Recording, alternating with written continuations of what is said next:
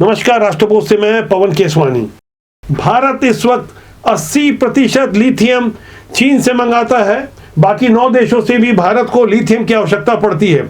मेरे हाथ में जो अभी रिस्ट वॉच देख रहे हैं, या मोबाइल, लैपटॉप, दीवार में लगी हुई घड़ियां, या कोई भी इलेक्ट्रिकल व्हीकल या इलेक्ट्रिक से चलने वाले सामान जिसमें बैटरी की आवश्यकता होती है, उन सब में लिथियम की आवश्यकता पड़ती है। भारत के लिहाज से एक बहुत बड़ी खबर आई है, एक बहुत बड़ी खुशखबरी है। 34 लाख करोड़ का लिथियम भारत में पाया गया है। छत्तीसगढ़ के कटघोरा से बहुत जल्द इसका दोहन शुरू होने जा रहा है। लिथियम मार्केट के लिहाज से पूरी दुनिया की निगाह इस वक्त छत्तीसगढ़ के कटघोरा से है।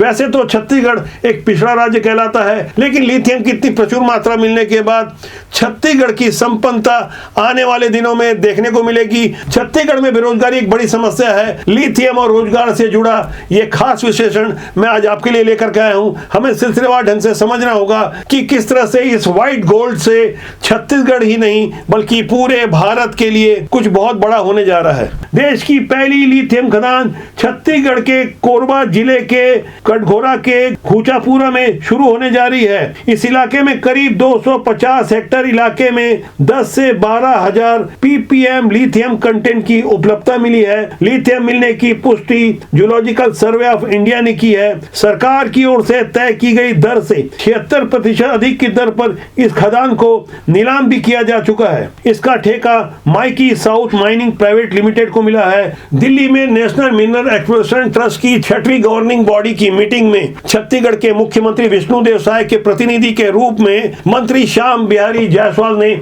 शिरकत की। इस बैठक के बाद उन्होंने मीडिया से बात की। छत्तीसगढ़ के गर्भ में हीरा, सोना, लिथियम जैसा तत्व, कोरंडम, नीलम, ऐसे तमाम बड़े चीजों का भंडार है और बस्तर क्षेत्र में भी हीरा और सोने के खदानों के लक्षण मिले हैं। उसके भी जो सर्वे कार्य के लिए 50% केंद्र सरकार खर्च करेगी, 50% राज्य सरकार करेगी, इस पर निर्णय कल हुआ है।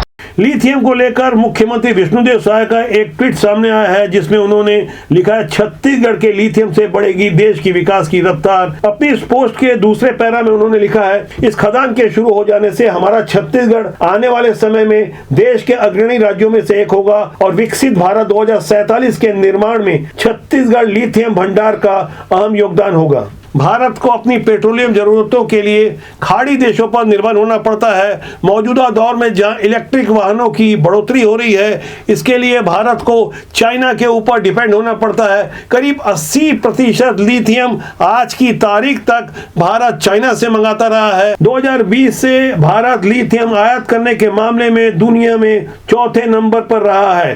भारत को लिथियम के क्षेत्र में आत्मनिर्भर बनने के लिए अर्जेंटीना, चिली, ऑस्ट्रेलिया और बोरोविलिया जैसे लिथियम के धनी देशों की खदानों में हिस्सेदारी खरीदने का काम कर रहा है। लिथियम भंडार मिलने से सबसे बड़ा फायदा इलेक्ट्रिकल व्हीकल इंडस्ट्रीज को होगा। इलेक्ट्रिकल वाहनों की कीमतें कम होगी। विश्व बैंक की रिपोर्ट के अनुसार 2050 तक यानी अब से 26 साल बाद विश्व की लिथियम जरूरतें 500% बढ़ जाएगी। अब आप सोचिए इसमें भारत की कितनी महत्वपूर्ण भूमिका होने वाली है। जिस तरह से खाड़ी के देश पेट्रोलियम मामलों में अपनी दादागिरी करते हैं, यदि भारत के पास लिथियम की इतनी बड़ी मात्रा मिलती है तो जाहिर तौर पर भारत को इससे न केवल आर्थिक बल्कि कूटनीतिक मामलों में कितना बड़ा फायदा होने जा रहा है। भारत में लिथियम की डिमांड चीन, हांगकांग, वियतनाम, अमेरिका और जापान, ये 5 देश मिलकर पूरा करते हैं। भारत में लिथियम भेजने वाले देशों में इनका हिस्सा करीब 95% होता है। यदि मैं डॉलर में इसकी वैल्यू की बात करूं तो किस देश का कितना शेयर होता है,